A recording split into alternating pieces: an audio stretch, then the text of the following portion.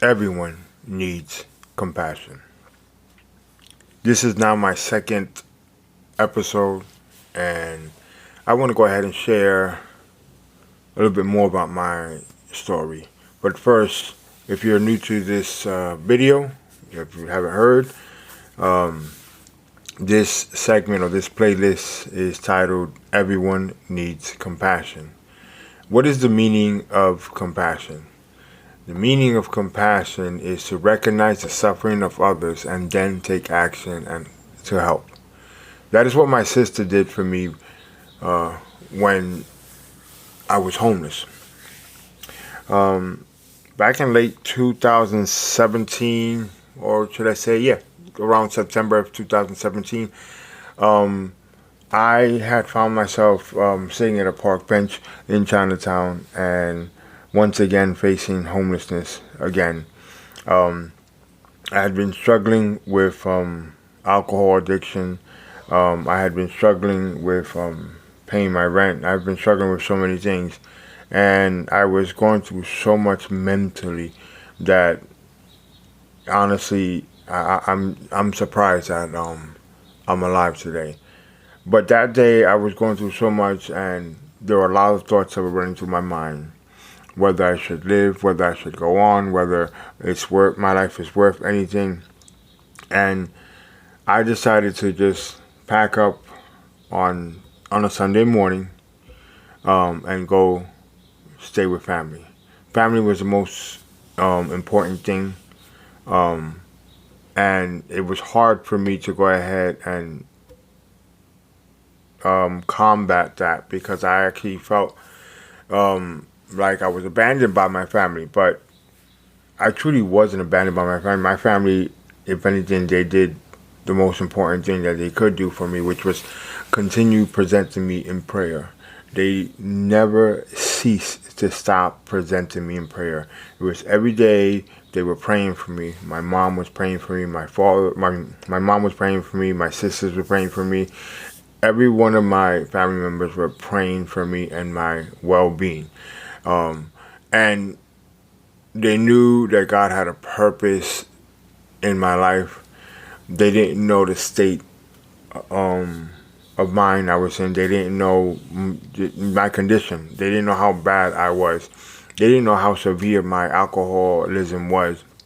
How, you know, how messed up I was. I mean, they just didn't know. But I decided to get on the train and hop on over to Coney Island.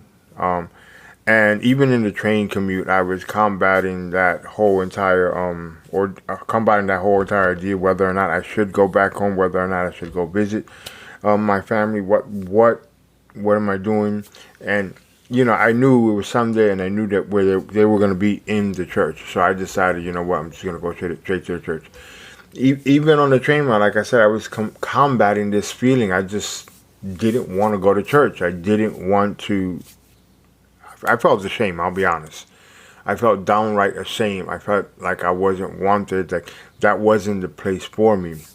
I had been raised in a Christian household, and here I am at, in my mid-30s. I don't have my life together. I'm suffering from alcohol addiction. I'm depressed, severely depressed, searching and in hunger in the pursuit of happiness.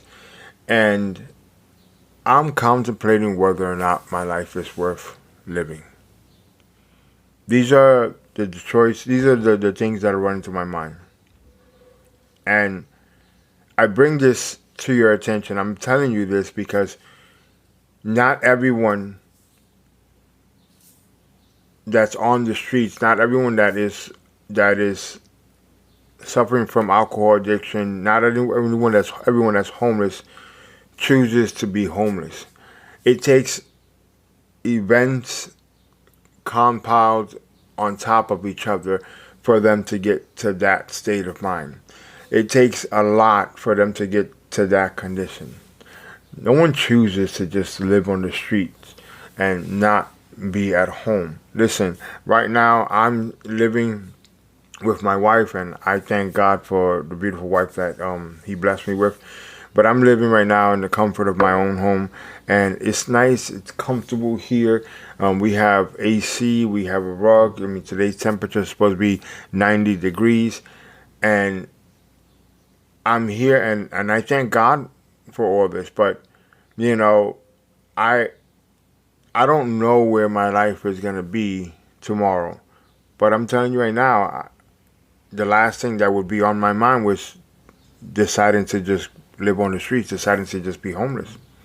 And that's where I thank God for the compassion that my sister had with me, because that day that I went to go see my family in Coney Island and decided to go into the church and walk into the church, one of the things that was really interesting after the service, after the sermon, after I said hi to new faces and said hi to familiar faces, um, we went over to my sister's house, and they had this custom where everyone would go over to her house, and it was like a gathering. Everybody would eat at Maria's house, and she invited me over, and I sat, ate with my family, spent time with my family.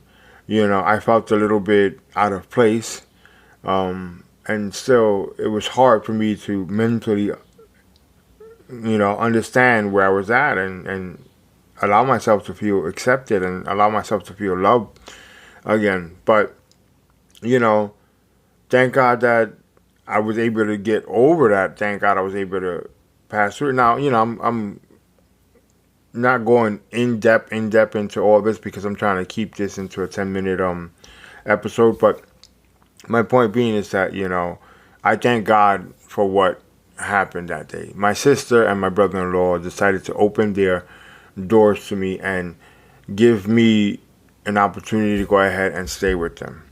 And they told me, you can stay with us, you can stay here as long as you can, until you can get your feet back on solid ground.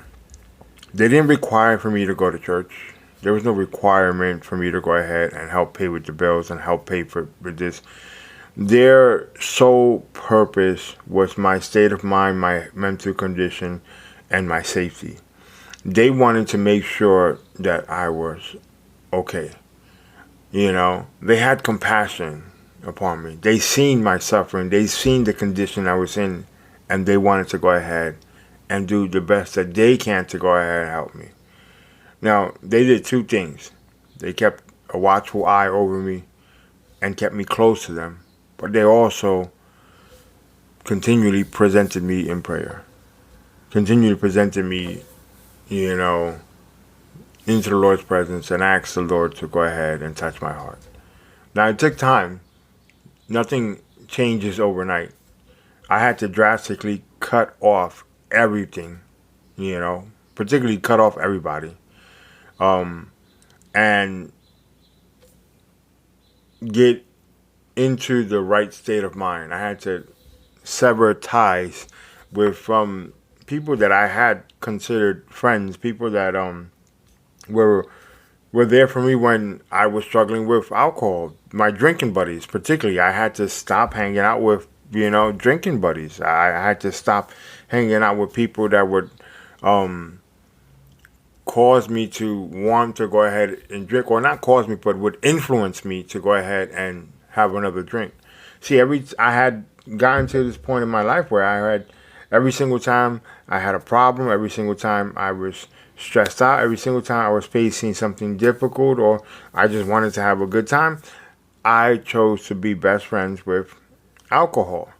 Good old Jim Beam, or Barton, those are my choices of drinks, bourbon, vodka.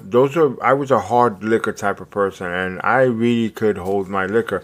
But after a while, it just got to me, and, I would black out. There were, there's so much I want to go ahead and tell you guys, but again, I want to just keep this into 10 minutes, and maybe in my next episode, I'll go ahead and talk about when I got hit by a train, sideswiped by a train, blacked out, and found and wound up in a hospital. You know, or how significant and symbolic that park bench in Chinatown was for me. Or you know, a moment in time where I slept in a shed. I broke into a shed, and slept in overnight. And then when I woke up, come to find out, it was, you know, in Coney Island, and I didn't even realize it. These are moments in my life that, honestly, are hard for me to go ahead and open up and talk about, but are necessary for you to understand that everyone out there needs compassion. No one chooses to be homeless, be in that state of mind. So the next time you're walking on the street and you see that homeless individual, pray for them, offer them something to eat, and if you do, great, you don't have to give them change. Buy them a small little cake, buy them uh, um, a water bottle, buy them, a juice, Take a few minutes and talk to them, conversate with them. Just say hi. That's it. A good morning. I long for someone to go ahead and say good morning and see me when I was in the streets, when I was living in the streets. I long for someone to just reach out to me, someone to just say, hey, how you doing? Good morning. A familiar face, you know. Those things help individuals that are in that state of mind, and they give that person a sense of reality and a sense of um, being noticed. Understand? So, what I do every day when I'm heading to work is I try to go ahead and I try to have singles in my wallet. And I pass by. I take the train to Newark every single day, and I try to go ahead and hand over at least $1 to this homeless individual that constantly is holding the door for me. Like, he holds the door, not just for me, but for everyone. You know, and I see how people come in and out and don't say anything, don't even say a thank you. And I'm like, wow, this guy, he's not doing it, because he wants to. He's in this condition not because he wants to. He's just, something happened that caused him to be in this condition. Now, granted, I always say, always pray and be cautious when you go ahead and hand out money, because you don't know what reason what they're going to use that money for. But you could always pray that they don't use that money for their addiction. You can always pray that they use that money for food, for something that they need, as opposed to an alcohol or a drug related, incident. So, I like I said, and that's what I do when I'm, handing money over to, someone that's in need. I pray and I ask God, Lord, may this go into good hands, And, every morning, this gentleman, whether I hand him $1 or not, he has held the door open for me, says good morning, says good afternoon, and I offer him a smile. He offers me a smile, and we go about our ways, And I'm always wondering, I'm always saying, what he had to have gone through something really tough, because this guy looks about my age,